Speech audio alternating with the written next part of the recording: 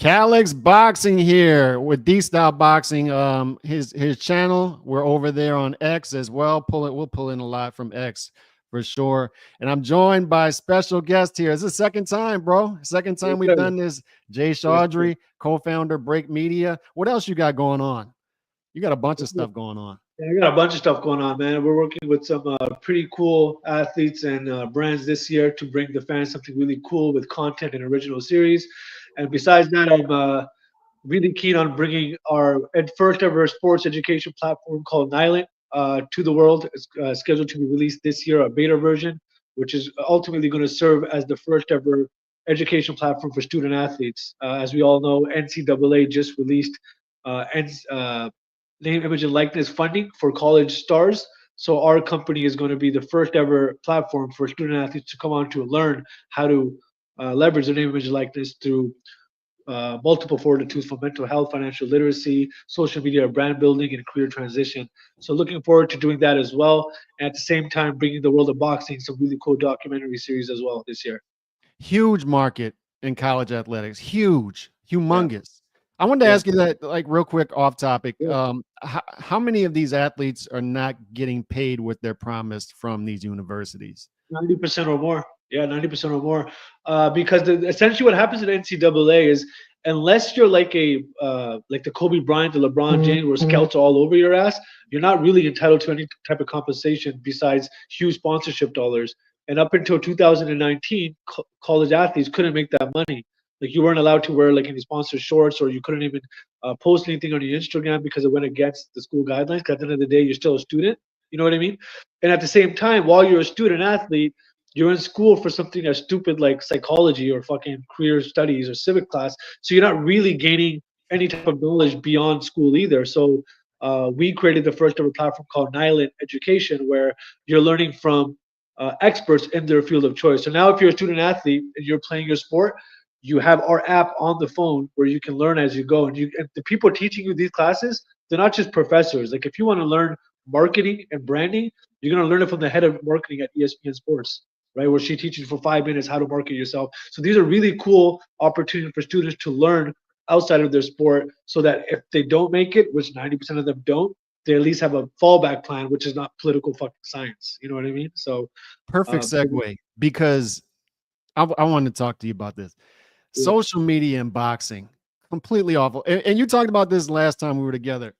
Yeah, boxing is so far behind on everything. And I'll give you some specific examples, like Floyd Schofield Jr. He had some buzz going on social media, and then his dad takes over his social media. You got these dad managers, right? And then he'll post something on Twitter and it gets like 7 likes and you can't even respond to it because he doesn't allow people to reply. Let me give you another example, better example. Keith Thurman Jr., our Keith Thurman fights last week in Australia. And PBC doesn't, he wins by knockout. PBC doesn't talk about the knockout till 2 hours after, right? Like they're still asleep, and it's getting like 12 likes, something like that. PBC will promote a fight on their Twitter, and it's getting like 15 likes 3 hours later. What is going on with the social media and the lack of social media in boxing? What's the deal with these guys? Bro, you're speaking my language that I was speaking since 2016. When I came onto the scene and introduced Break Media Group, right, which served as boxing's first ever content house, this was our responsibility. So we signed on the likes of Scrappy Ramirez, we signed the likes Lucas Body, we signed the likes like Jermaine Ortiz, we signed the likes of Money Powell, who we eventually got him the first ever pizza sponsorship deal for. So we had 30, 40 plus Dennis Hogan, we had 30, 40 plus boxers that we signed to our academy, which we taught them how to use social media, how to advertise yourself. And bro, I used to fucking bump heads with so many promoters, because as I was doing this, I'm like, yo, why don't I just become a wing of Top Rank? Why don't I become a wing of PBC? Why don't I become a wing of Golden Boy? And I approached every single one of these promotion companies, because at the end of the day, what I was doing for their fighters, they were looking at me like, oh shit, you know, well, why don't we do something like that? And I'm like, you fucking idiots. This is what your job is. You're a promoter. You're supposed to hire a social media manager who manages your fighters' accounts. Like, this is the way that the MLB, the NFL, the NBAs, the PGA guys, all these big timers, how do you think they do it? They hire social media managers. And then we got into a lot of discussions as to, well, who's responsible for this? Well, it is the promoter's job. You're the promoter, aren't you? So outside the fight, What are you doing for your fighters? And that's where I started introducing the idea of original series, where okay, why don't we just make original series for your fighters? So what you got to give fans something to tune into for a reason to stay with your fighters. Because if they stay with your fighter, they're going to stay with you, right? So then came the concept of original series, where listen, each one of your top 5 fighters gets their own original series. One guy's into sports cars, let's make a fucking F1 series on this guy that we shoot in Paris. You want to do like a food series with a guy who likes food? We'll do a cool food truck series. Like I had so many, we had ideas up to fucking wazoo for these promotion companies to get with the times. And this was back in 2016. And I warned all these fuckers. I'm like, yo, there's gonna come a time where you're gonna be playing catch up and you're gonna be drowning because eventually fighters are gonna learn I can do this on my own. And once the fighters learn that they can do it on their own, they're gonna start leveraging their own name, image, and likeness, so to speak. And they're gonna eventually say, we don't even need Top Rank to do our shit anymore. I can do these deals myself, which is happening now. You see fighters arranging their own deals. You see fighters going outside of their promotional contracts to crack deals with Saudi on their own. Why is this happening? Because they learned that, yo, I can do this on my own. You guys are not really promoting me.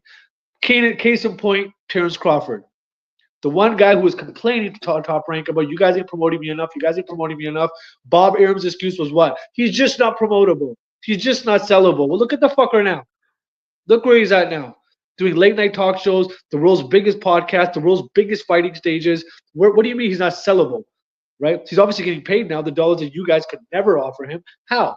Right? So there are opportunities for fighters to make so much noise outside of boxing, and promoters constantly drop the ball when it comes to social media branding and awareness. I will say this: I think the only company that actually stayed focused, stayed steadfast in social media, especially after dozens of phone calls, is Top Rank. I think they're doing a phenomenal job with the social media teams. I think with the deals that they're striking with brands outside of the sport has been phenomenal. They have really original content for like everybody from like the ring girls to the fighters to the behind the scenes content. Like they're paying attention. They're a little late in the game, but they're doing it now.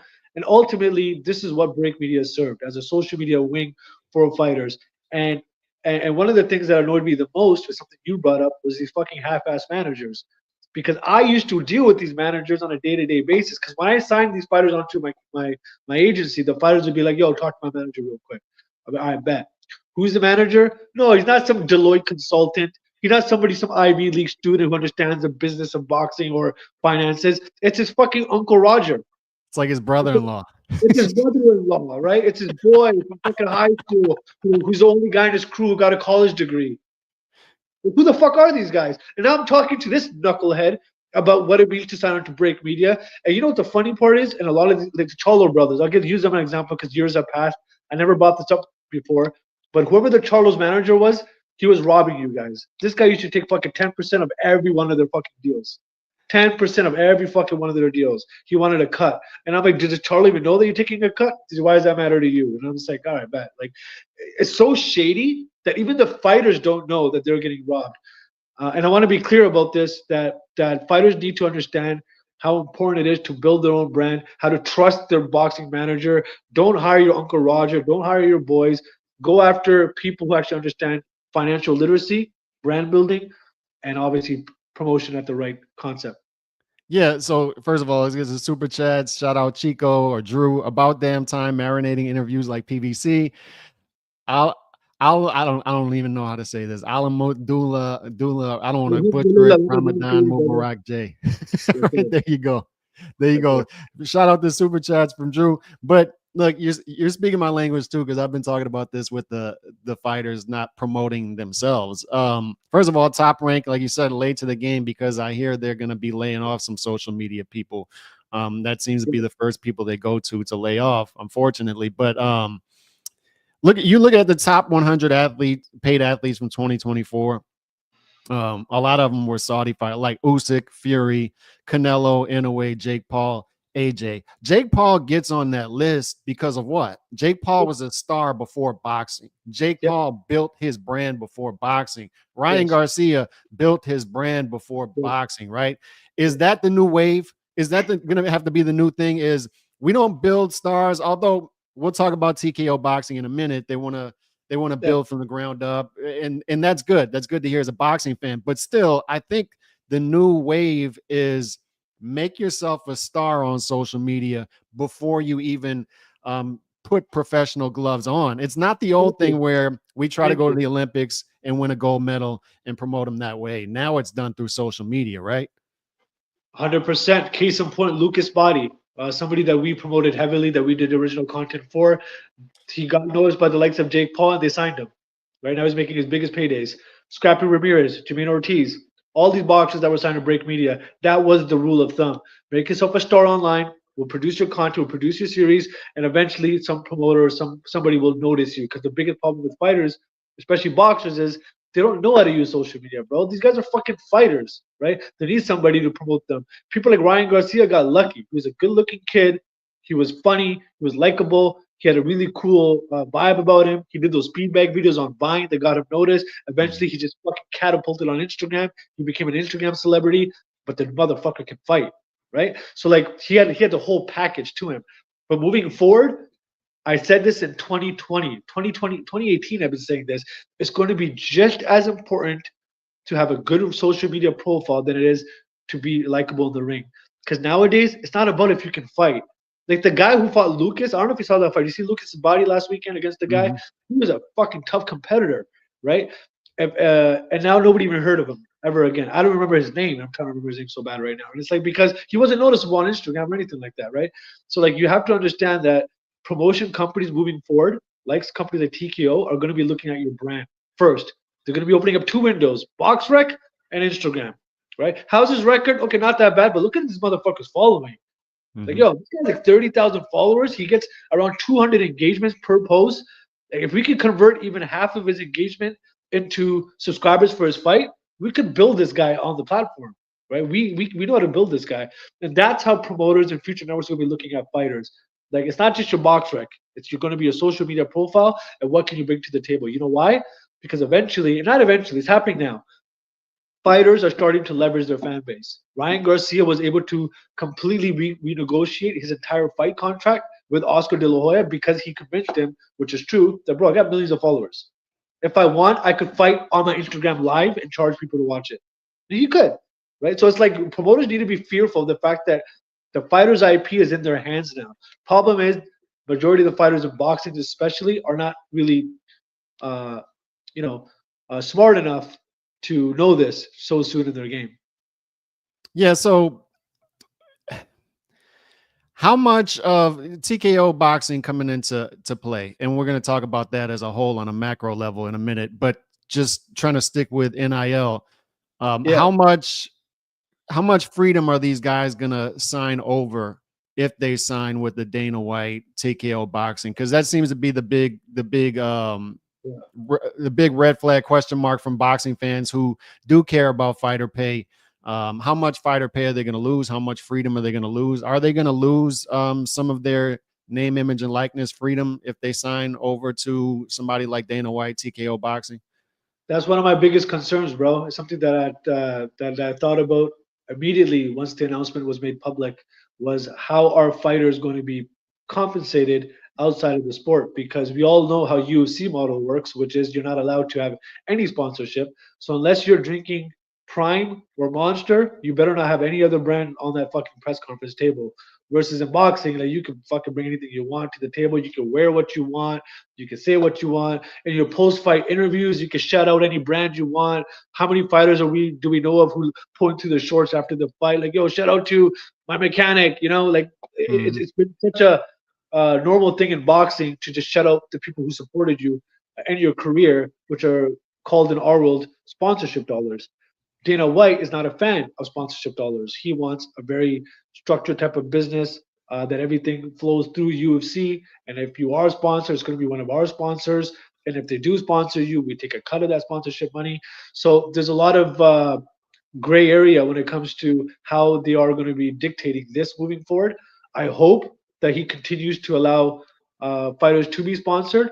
But my fear is if he does, other fighters signed to TKO, like the UFC fighters, are going to also be like, wait a minute, what does he get to do? Yeah. Like, I could have made like twice, 3 times, 4 times as much on my fight night, but you told me I couldn't have any sponsors. Now that motherfucker, should I become a boxer? Because I'm going to get paid more, right? So it's going to cause conflict, right? Because sponsorship dollars, bro, they go a long way, man. Like some of these sponsorship dollars that I was seeing, that I was cracking, were sometimes 3 or 4 times the payday that the boxer was getting, just simply because we were able to leverage the network and the viewership. So it takes a special agent to get you those types of dollars, and I hope that Dana sees that as more of an opportunity for TKO to open up the umbrella and the floodgates for all these fighters.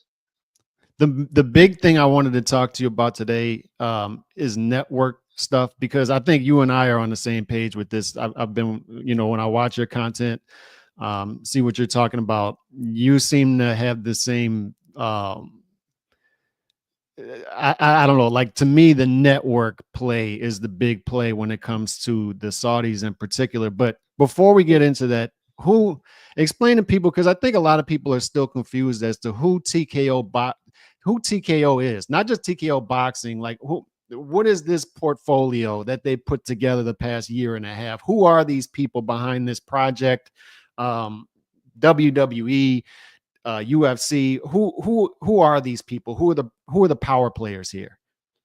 I don't want to get into the semantics of who they are, because there's so many investors, angel investors in these companies, that the front-facing people are just characters at this point, like the Dana White, the Angelos. They're just the front-facing people. The investors behind them, they're always going to be, angel investors. There's always people behind doors that you don't even know about, see about. You'll be surprised at some of the cultural differences of these investors. Like, you think that they're American, but they're not. So there's a lot of moving parts to when it comes to multi-billion-dollar corporations like this, especially in the world of combat entertainment. There's a lot of moving parts to these.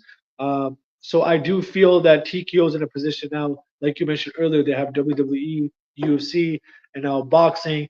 Future, they're going to have tennis, golf. So there's a lot of expansion that TKO has. TKO might stand for the knockout, but it doesn't necessarily mean it's combat only. They could knock out every other fucking industry if they wanted to. So there's going to be a much larger play in place, but it all depends on how successful they are with this new venture, starting boxing from the ground up. This is definitely a venture that involves a lot of moving pieces. It's a venture that's very promising if it's done right. As of recent, there was some noise about will they be participating in the 4 major belts. I think they are now. WBC recently announced that, hey, we're going to be working with them. And then Turkey recently announced that they're not going to cause any disturbance. They'll be working with the organizations. So obviously they do know the rules of the game.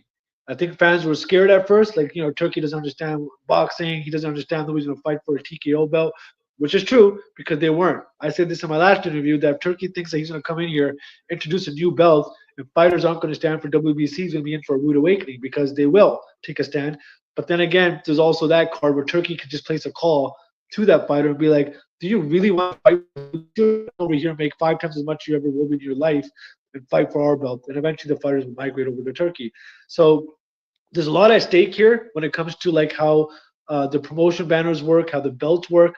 But when it comes to the leverage of TKO as a company, they will be the dominant force. Lou DiBella said in his last interview, and I agree with him, which is the minute this company goes active, they will become overnight the most successful promotion company in the country, in the world, actually, just because of the funding dollars that are there. So what was your takeaway from all that noise when you first heard it? Because I know that you had a lot to say when it came to the merger of TKO and Saudi.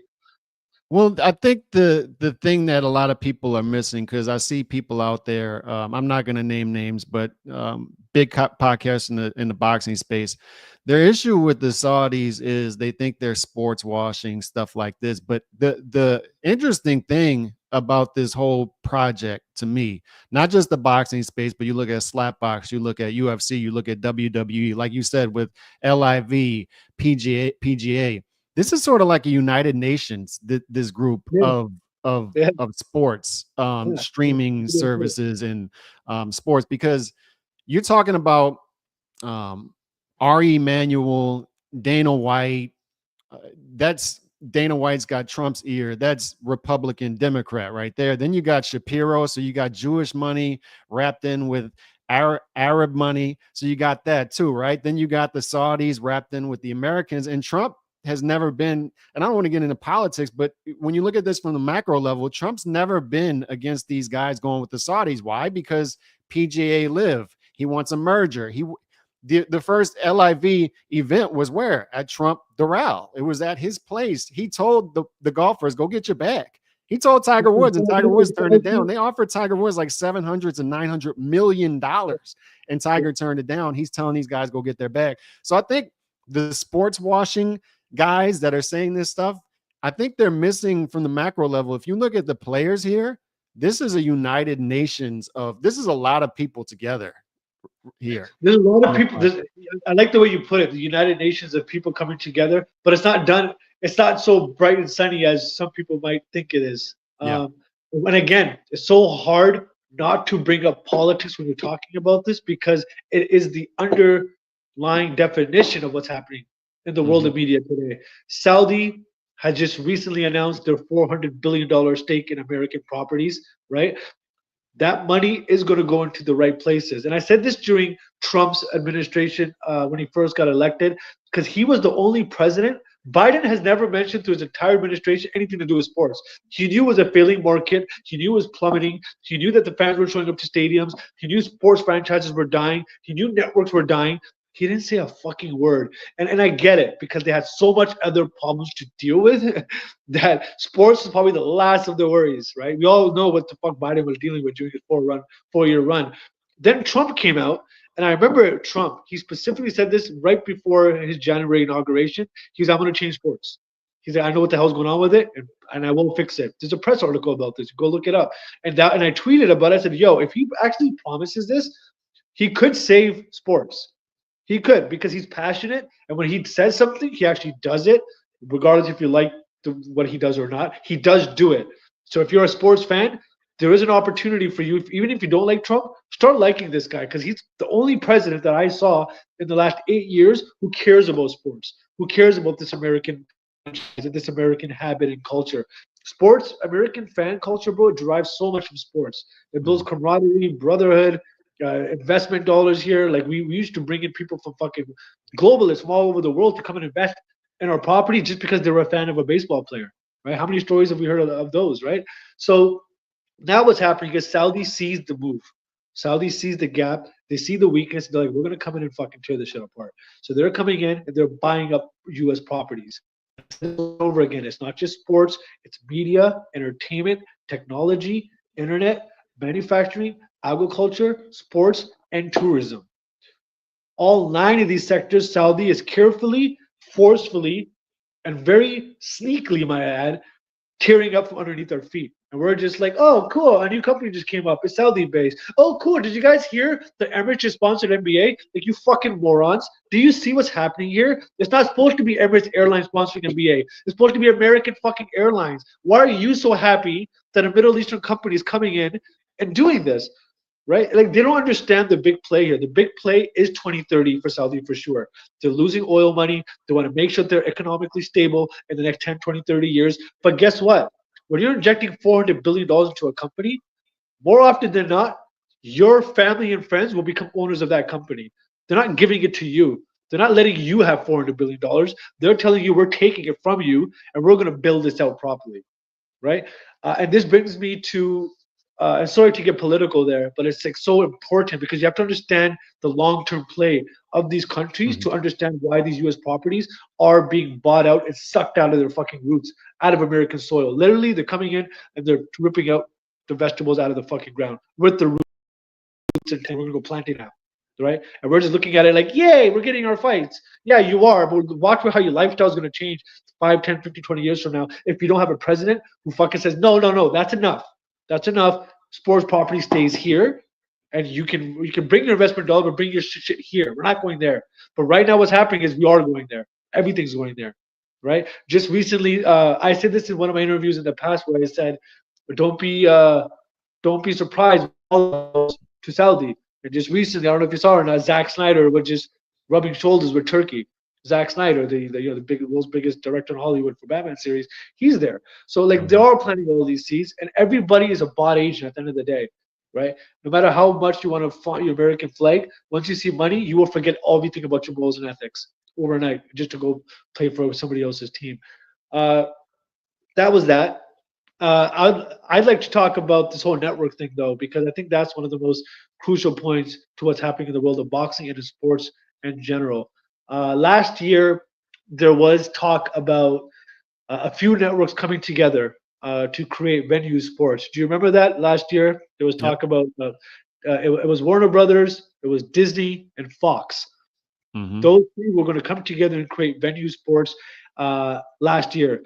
As of January 2025, they have completely wiped that idea out. Something happened to them in court last year with Fubo TV. They thought that if these three were to come together, it would disrupt the market too much. And obviously, fair market price is one of the ongoing laws and rules and regulations of American entertainment. So if the judge actually allowed Fubo to win that case, and they put a stop to that partnership. So that partnership is now gone. So they're not going to be bundling up anymore.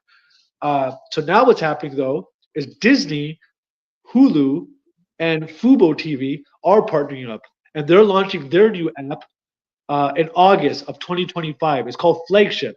So now you got Disney, Hulu, and Fubo coming together to launch a brand new app called Flagship, August 2025. Where does that leave Warner and Fox? How do you spell that? How do you spell that? Flagship. Yeah, like flagship, like a flagship store. Okay. Right. They're launching their own app this year. Already announced the partnership. It's already there. It's already there. Now, whether it pans out or not, it's a different story. As we all know, the world of sports and media and entertainment is always moving parts. But this is the latest. Now, what's happening is you got Warner and Fox, who are still separate entities. There is speculation that they might team up. In my world, I don't think they are. They're too big of two giants. They always have egos in place. Plus, the original deal was to bring Disney. So they might just be like, yo, let's just continue doing what we do best. I'll see you on the other side kind of thing. Cool. Leave them aside. Then who do you have left? You have Amazon Prime, you have DAZN, and you have Netflix, right? Out of those three, only one of these apps has been the longest runner, which was ESPN. But guess what's happening to ESPN right now? Well, left them. UFC just left them. Top Rank just left them. Okay, cool. Who's on Amazon Prime? Well, you got the NFL Sunday ticket, I think Amazon Prime has. They have NHL, and then they have PWHL, and then they have PBC. Nothing really there, okay? How much numbers are they really doing of these sporting events? They don't make them public, so nobody knows. But we do live in 2025, so you can always check the data online to see the buzz about a fight or an event. If the hashtag has less than fucking 200 views online, more often than not, you have less than 200 viewers watching that sport at that time, right? So it's like use a little bit of common sense to understand. You can't hide behind your Nielsen numbers anymore, right? There was a time where companies like PBC, Top Rank were safe because they were safeguarded by Nielsen. Nielsen used to be like, oh yeah, there were 800,000 viewers last time for Top Rank's card. No, there fucking wasn't. There fucking wasn't. Because the fight was only mentioned 2,000 times online last night. Well, that's because 888,000 of them don't have Twitter. It's like, shut the fuck up. Like we live in a world now where you can see the data, right? You can see the algorithms, you can see the noise. If the noise doesn't make sense, don't believe Nielsen. That's what I always said, right? So now we're living in a time where, so going back to what I was saying earlier. So we have DAZN now. This is what I always say, that DAZN is in the front running position. DAZN has what's called, in our language, fuck you money. Okay. They might be quiet about it, but they have the ability, if they wanted to completely buy out, because the only reason they're not competing with ESPN is because they don't have NFL, NBA, and all this shit. It takes a few $1 billion to take that all fucking away from them. It's a few $1 billion, okay? And DAZN has fuck you money. They have PIF money. They got Saudi money. If Saudi wanted to, they could take over NBA and NFL tomorrow, which they will. I've tweeted this so many times already. Just wait for the day for them to announce, hey, guess what? NBA is going to play on DAZN now. I think NBA and MLB are becoming vulnerable. I think, though, football is going to be hard to get. And I'll tell you what, if they grab football from America, good Lord, look out. That is the case for DAZN taking over American sports. All they need to do is take over American football, and you have it. Right? That story ends very quick, overnight. That story will end so quick that ESPN will end up as a subcategory on DAZN, which is something that me and you talked about last year. Before any of this discussions were happening, I said, bro, there's a case to be made. ESPN will end up on a subcategory. And I said it back then because I noticed the trend. I saw what was going on. I saw sports franchises dying. I saw that no president was doing what they were supposed to do. Biden wasn't talking about it. Saudi was moving very quickly. I'm like, this is going to happen eventually. And right now, my case even builds even stronger because of this. So yeah, it does take a guy like Donald Trump to come in and see this action. He needs to flip open the books and be like, what the fuck's happening in sports? He hasn't been doing this right now because of the proxy wars and the economy is collapsing and the mortgage rates are collapsing and groceries are fucking high up the roof. He has so much shit that he's dealing with already that he's not really paying attention to what's happening. A proper Elon Musk of the government to look at the sports books because they could potentially save boxing, not boxing, but sports in general from collapsing if they just changed the habits a bit. One of the things that Donald Trump was talking about for keeping sports healthy in America, which I agree with, was he wanted to make the concession stands more cheap and the tickets more cheap. Yeah, that would bring people in. If you could go back to $2 hot dogs and $10 tickets, those stadiums will fill up real quick, right? So there are those moving parts there. But Saudi's long-term strategy could be that they could offer a lower subscription rate, which is something we've seen before because they've already introduced lower pay-per-view prices. If they were to offer a lower subscription price, bundle DAZN with Saudi tourism, and operate at a lower cost, they would inevitably just take over the entire market. That's all they got to do. And this is 10% Saudi owned, correct? DAZN. I think they're 10% Saudi owned at this point. So did they continue? I'm assuming they're going to try to continue to buy up ownership of DAZN. And the network game is the important one to me because in the boxing world, and I think this is probably what TKO is looking at. It's probably what Turki Al-Sheikh is looking at. Let's play nice right now. I've called it a friendly takeover. I think this is a friendly takeover right now. Let's play nice, with the sanctioning bodies. Let's play nice with the promoters, get them involved, make them feel important, right? Overpay fighters currently, and then the rug pull comes, and then we have fighter pay that makes more sense from top to bottom, sort of a rug pull, and then on top of that, hey Eddie, you thought you had 35 shows per year on DAZN? I don't know anymore. Hey Bob, you thought you can go from ESPN to DAZN? I'm not so sure. Oscar, you thought you had 15 shows a year on DAZN? I don't know. To me, that's the game. That's the long game, is what happens with the network. And then Oscar, Eddie, and the Frank Warrens and all these dudes that you just named suddenly become overnight booking agents, where he just places a call to all like, yo, is your guy available or not? Yeah, all right, send him over. And Eddie's like, okay, sir. And you notice how Eddie stopped calling him his excellency. You can see these little things in their character, in the way they talk. I saw Canelo calling Turki Uncle Turki the other day, and I'm just like, yo, it's so obvious. You guys can't even fucking hide it. How bad you you need Saudi.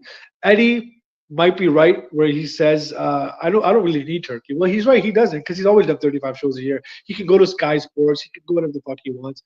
But you're right. The massive control room would be at DAZN's PIF room, Saudi Public Investment Fund room, and those guys will control everything moving forward. And I do agree with you, bro. I do think that it's all just a nice show and tell right now. The rubbing shoulders the right way. Fans are calling Turki the legend. Watch how quickly these things change overnight, where he's going to be the most hated guy in America, especially because of how the economy is going to end up and how Saudi's going to be striving and all the US dollars going there. You know how right now we're saying shit like, why are we sending all this money to Ukraine or Israel and all this stuff? There's going to come a time where people are going to be like, yo, can we stop fucking funding Saudi? Can we stop giving them everything? Yeah. Well, now you can stop it now. If you guys are vocal about it, you guys take a stand and you say, yo, bro, like, we want to keep boxing in America. We want to keep NBA here. Like, what can we do to fix it? It just takes a few politicians and a few thousand fans to come together collectively and say this. But is it really our priority right now as a nation? That's questionable. Yeah, and just to sort of piggyback off this, the Vegas market is in a lot of trouble. I don't know if you've been to an event there recently. I usually go to a couple per year. I went to LSU USC at Allegiant Stadium. Beautiful stadium, by the way. But like you said, concession stands, $20 for a beer. At the casino, $18 for a smart water. I think the Vegas economy is in a lot of trouble. They're in a bubble. Canelo's leaving. Canelo's going to fight one more time there. And then he's headed over to Riyadh, right? I think we're going to see less fights there. but a lot of stuff needs to be fixed. Concessions. This is a serious problem. And we're one of the and Nando said in the chat earlier, I think you're gonna have less single ownership of franchises in NFL, NBA, because I think that's another thing that Trump talked about addressing is why are all the taxpayers going to fund sports franchises? Why aren't they coming out of their own pockets? So you're going to see, I think the play that you're going to see is Saudi's going to try to slowly do it with the NFL. They're going to try to buy up ownership, pool money together of franchises first. Very soon, and I want this part here clipped out because I want everybody to hear that you and I have already stated this before too. That Saudi will be coming in. They will be taking a ownership stake in an NFL team first. Let's see what team that's going to be, and then they're going to start literally swarming through the NFL. Yeah, I think that's the play is we're going to buy franchises first. We know we can't get football outright. We can't just come in and swoop it out because that's where the Americans are going to stand up and say, no. This is the national pastime.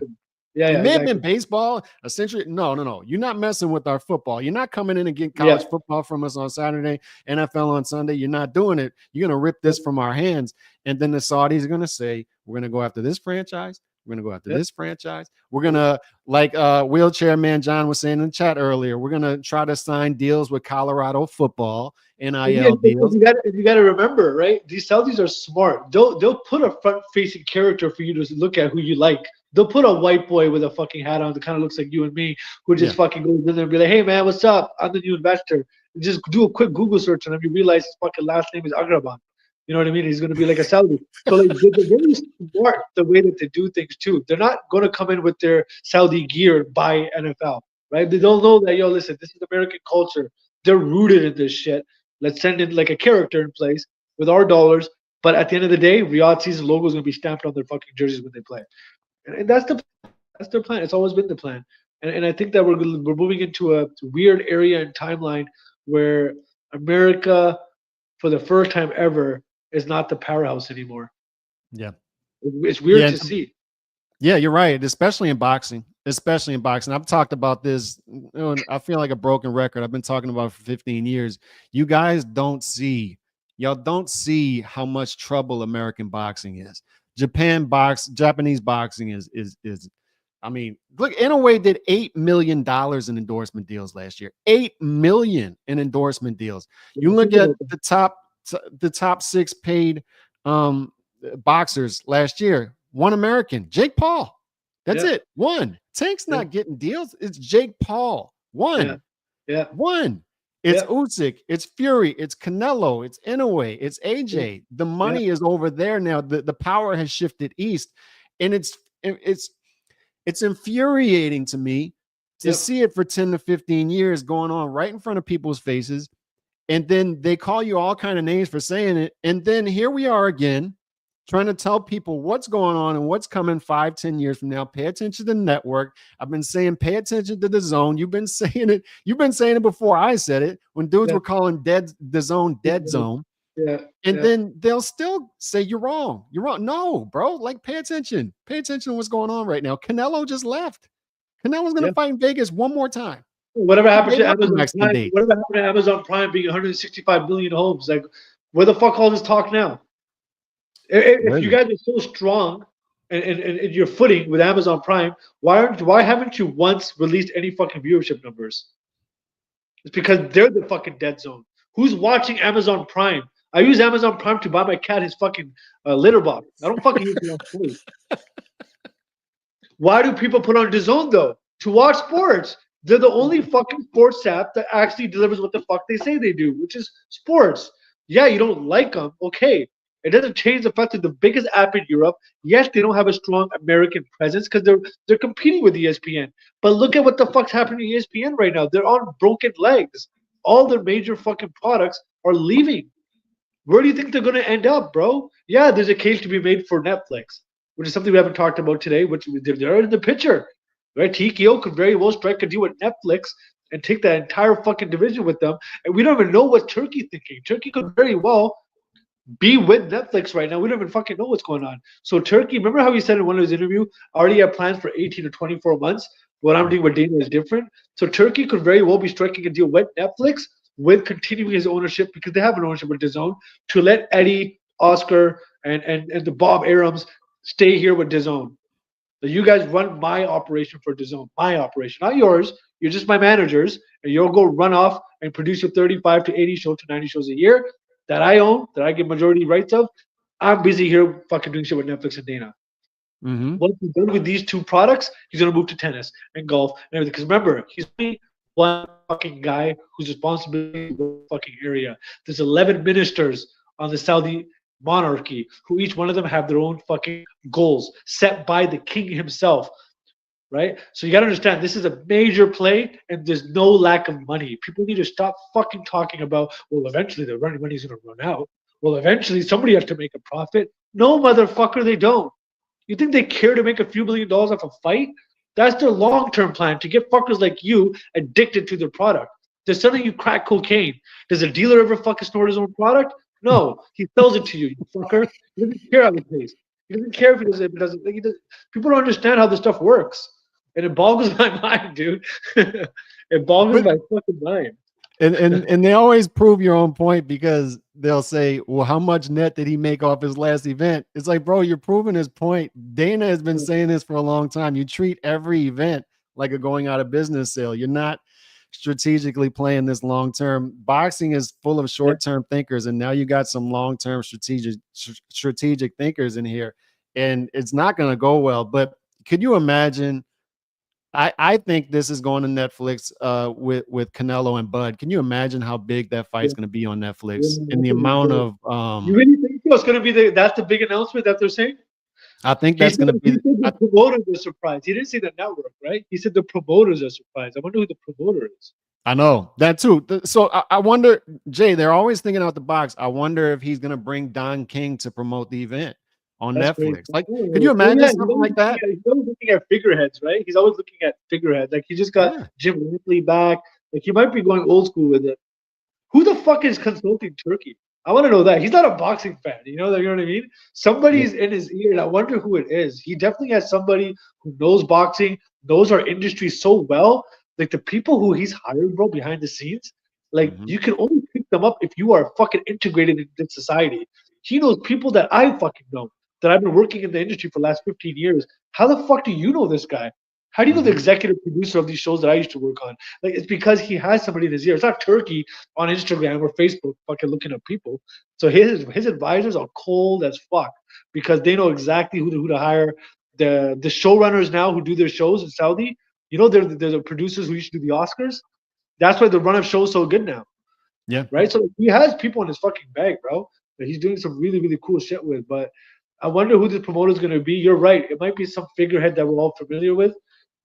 To promote it, but Don King's way too old school. What is he gonna do? Fucking print out a 10x10 banner and put on a bus? Like, what is he good for? Right? I think he might just have him roll out to do some wave some American flags or whatever. But I think that fight's going to Netflix. I think it's going to be big. I wouldn't be shocked to see it at the Sphere. I think they're going to go all out for this Canelo. Oh yeah, that could happen. Yeah, at the Sphere. Yeah. Because they have a few events that Dana said that he had a few events there, right? Sphere. Yeah.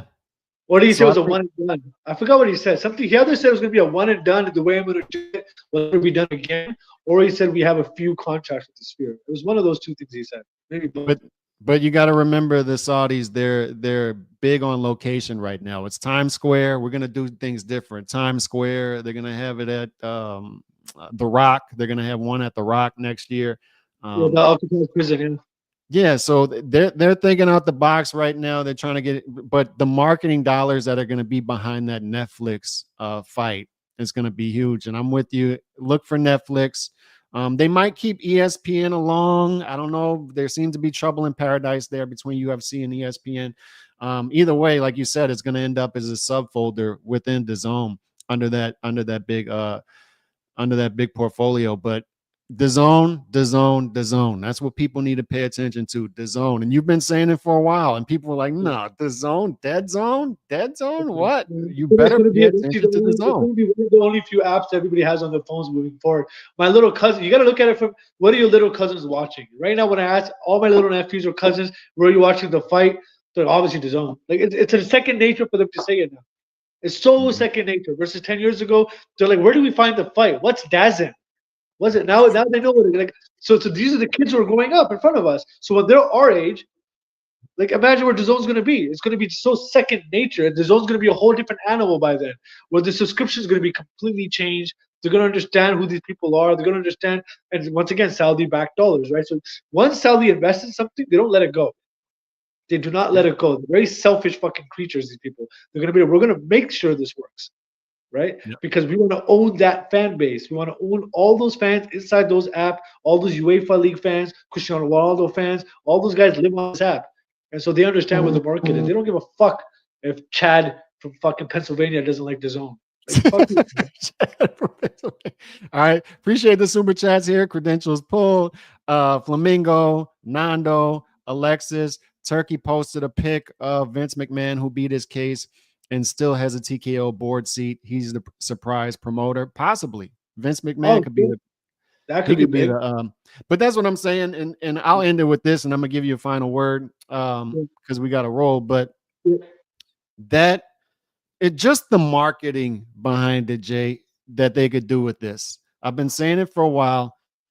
Boxing just completely neglected white America, and that's important. And Dana saw that and swooped in, but Dana also saw in the past couple of years that boxing was starting to neglect the Mexican and Mexican American audience, and he started to try to swoop in on that. And those are the two most important fan bases, especially right now. The Mexican American boxing audience, you have to keep them. You have to keep them, and you have to keep them engaged. They stopped making these action fights. Instead, they try to go to this type of nobody cares about the man. Like, stop with this.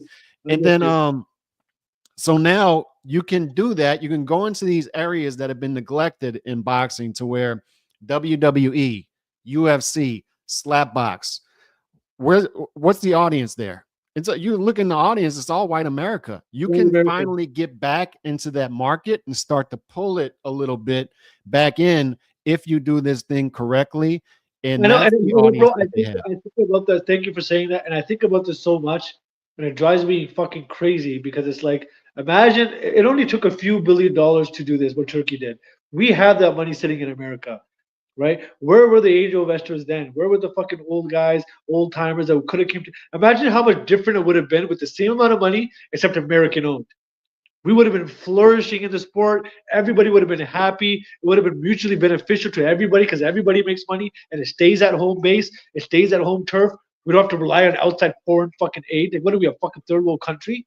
Yeah. And it's like, unfortunately, it's the way it panned out. And unfortunately, there's no coming back. I mean, nobody's going to save the sport now. It has to be Saudi. We have to live with it. They're here. They're here to fucking change the game. Whether you like it or not, they are going to start within the next 5 to 10 years, start pushing their own agenda, which nobody's going to like. You're going to start seeing that shit come out. Remember, they have an agenda at the end of the day, right? So wait until that. And now you're going to be like, well, what the fuck? We didn't sign up for this. Well, you technically did 10 years ago, but you just were too stupid to understand what they were doing. So hopefully everything works out for the best. People like us will just continue doing what we do. I'll continue doing what I do in the world of entertainment and sports. There's been talk about me specifically in the DMs. Would I ever sell my soul and work for Turkey? The answer is no. I'll never leave fucking home base. What I built here for myself and my track record and what I do, bro, works here. It doesn't work anywhere else. So I get a lot of people commenting and DMing me saying, yeah, bro, you're one of those guys who probably turn his cheek for $1. And the answer is no. You'll never see me on that side of the fence ever. Cool.